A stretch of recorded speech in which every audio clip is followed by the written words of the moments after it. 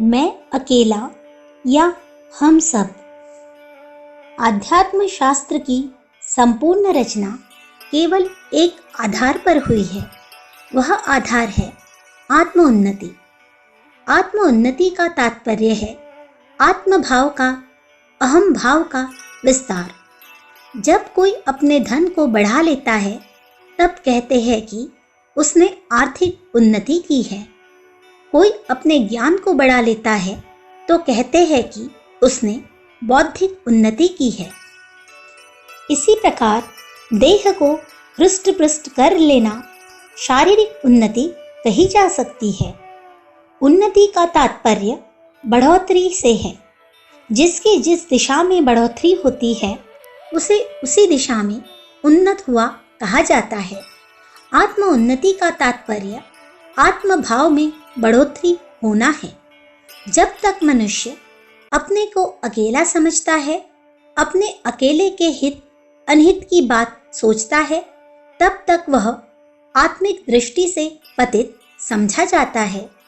उसे स्वार्थी, खुदगर्ज, मतलबी आदि नामों से पुकारते हैं। किंतु जब वह आत्म उन्नति करता है तो मैं एक के स्थान पर हम सब का विचार करता है। शास्त्रों में अनेक स्थानों पर ऐसा अभिमत प्राप्त होता है कि जो अकेला खाता है वह पाप खाता है, जो अपने लिए सोचता है वह नरक सोचता है।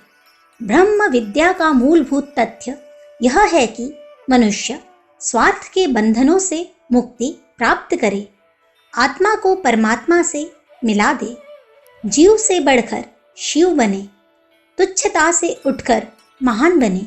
यही सभी आदेश एक ही दिशा में संकेत करते हैं कि अपनेपन के आत्मिकता के दायरे को बढ़ाना चाहिए। मैं की संकुचितता को बढ़ाकर हम की महानता की ओर अग्रसर होना चाहिए। यह मर्यादा जैसे जैसे बढ़ती जाती है वैसे ही वैसे मनुष्य की आत्म उन्नति समझी जाती है। जो मनुष्य खुद गर्जी के जितने तुच्छ दायरे में विचरण करता है वह उतना ही अनात्मावान है। जो परमार्थ में स्वार्थ के सिद्धांत को मानता हुआ दूसरों के हानि लाभ में अपना हानि लाभ देखता है वह उतना ही बड़ा आत्मज्ञानी है।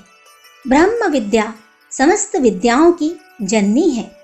आत्म उन्नति सब उन्नतियों की जड़ है।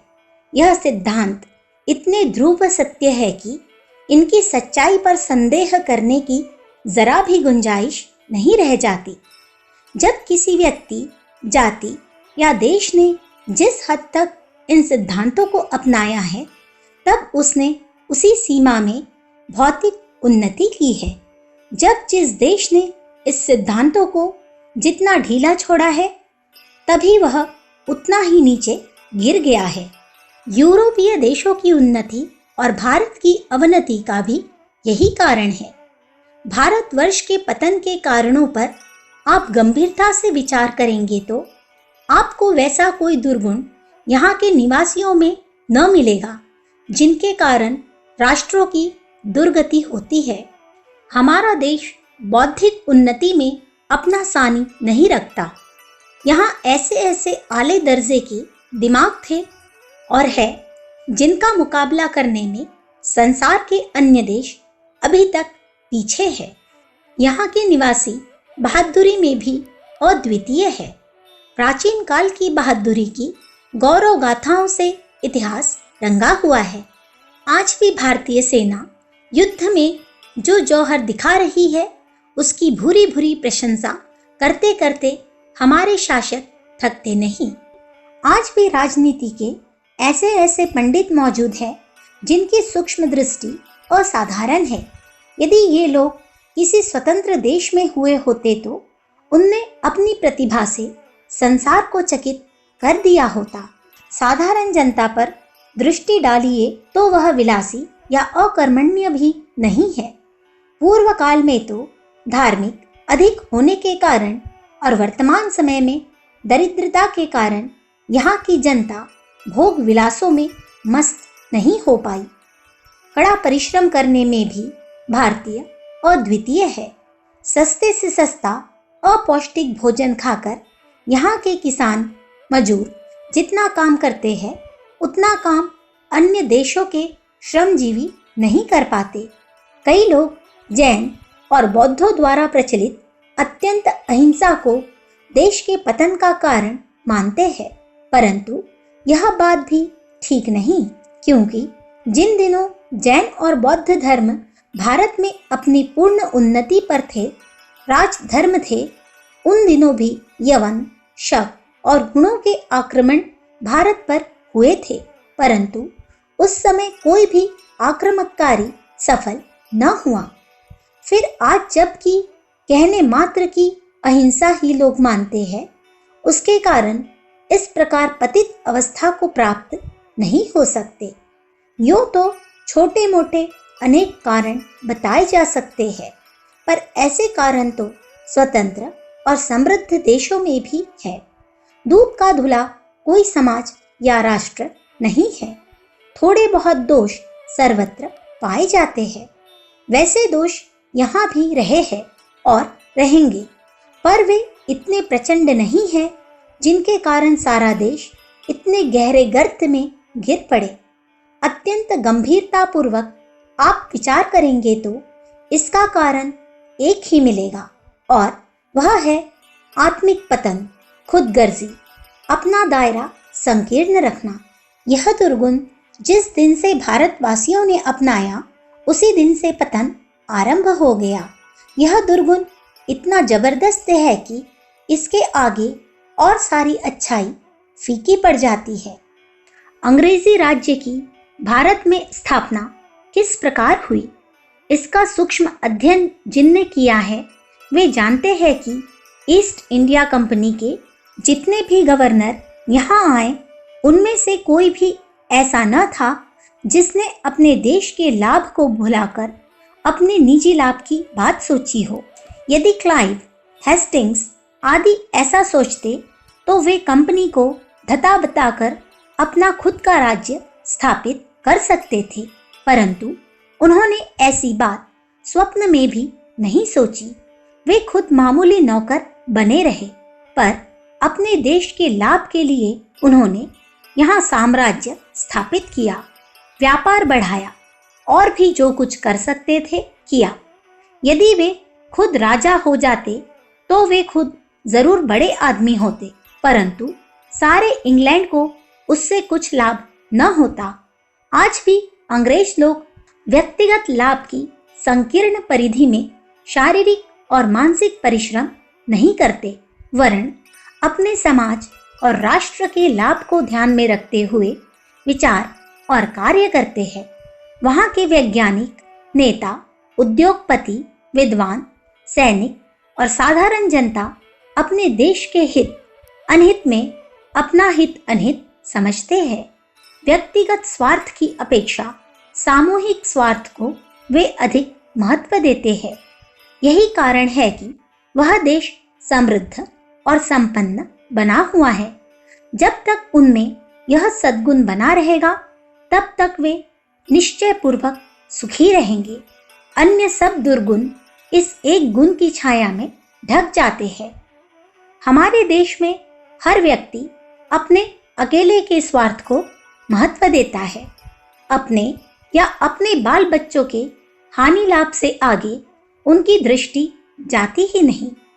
अनेक अमीर लोग जब निसंतान होते हैं तो उन्हें यह चिंता पड़ती है कि हमारे धन को कौन खर्चे विलासेगा।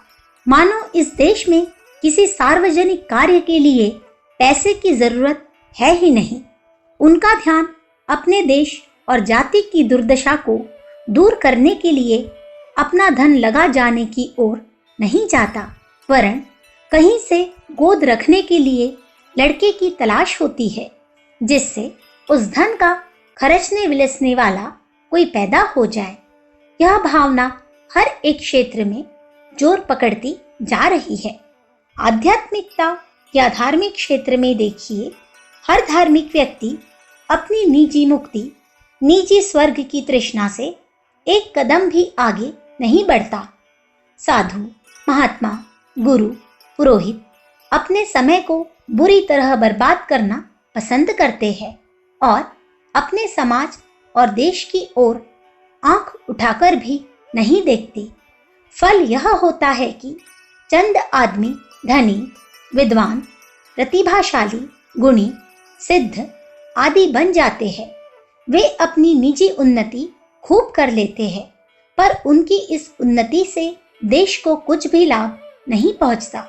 जितने धनी, विद्वान और महात्मा इस देश में है, इतने यदि किसी अन्य देश में हुए होते तो आज वह संसार का मुकुटमणि हुआ होता, संसार की सुख शांति का पथ प्रदर्शक हुआ होता। हमारा देश गरीब है, गुलाम है, दुखी है, पीड़ित है।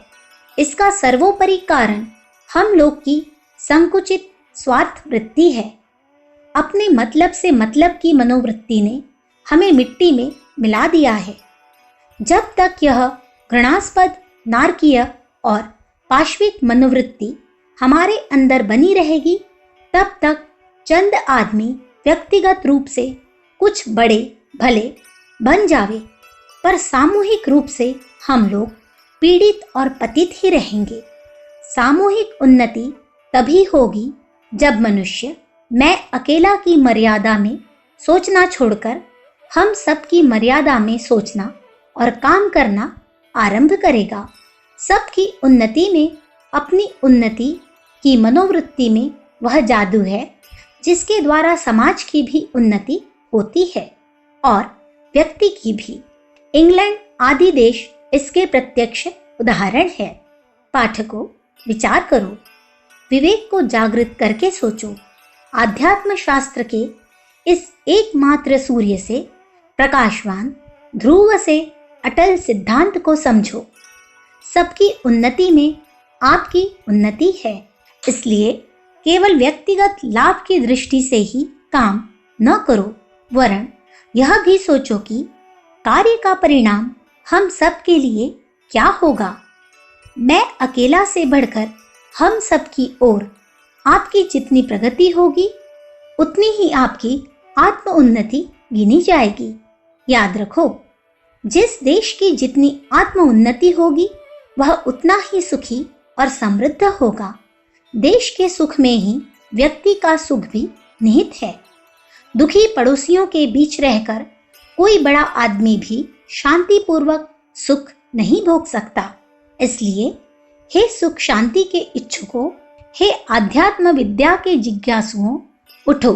घर घर में मनुष्य में यह भाव भर दो कि वह खुदगर्जी के बंधनों को तोड़कर परमार्थ रूपी मुक्ति की ओर बढ़े। आत्मा का दायरा बढ़ाकर उसे परमात्मा बनावे। मैं अकेला की निकृष्ट नारकीय वृत्ति को छोड़कर हम सब की दिव्य भावनाओं को अपनावे। इसी मंत्र में हमारा और हमारे समाज का उत्थान निहित है। अखंड ज्योति, अगस्त सन 1944, पृष्ठ संख्या 2, 3, 4। विचार क्रांति दूत YouTube चैनल को सब्सक्राइब करें एवं अगले वीडियोस प्राप्त करने के लिए बेल आइकन दबाएं। धन्यवाद।